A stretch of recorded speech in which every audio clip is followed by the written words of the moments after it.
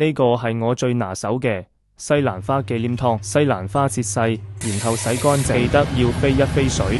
一個蒜頭切碎佢，一個薯仔又切碎佢，薯仔反覆清洗多次，可以洗走啲澱粉質。半個洋蔥切碎佢，全部擺入食物料理器入邊，再加入適量乜咩牌清雞湯。但我今次冇加雞湯，我加入清水同埋伊國雞精，就嚟俾我用晒啦。然後開機，等佢自動攪碎同煲滾。如果你冇食物處理器，擺入攪拌機攪碎，再煲滾都係一樣嘅道理。最後記得關鍵要加入 cream， 但我發覺我竟然有一包過期咗1年，真係浪費。放入大概100毫升左右，再攪勻佢，咁就得啦。真係好好味，快啲話我正啦！呢個係我最拿手嘅西蘭花紀念湯。西蘭花切細，然後洗乾淨，記得要飛一飛水。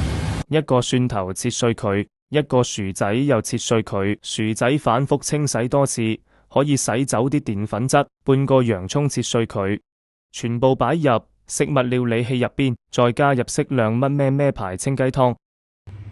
但我今次冇加雞湯，我加入清水同埋伊國雞精，就嚟俾我用晒啦。然後開機，等佢自動攪碎同煲滾。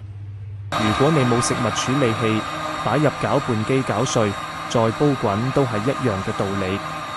最後記得關鍵要加入 cream， 但我發覺我竟然有一包過期咗1年，真係浪費。放入大概100毫升左右，再攪勻佢，咁就得啦。真係好好味，快啲話我正啦！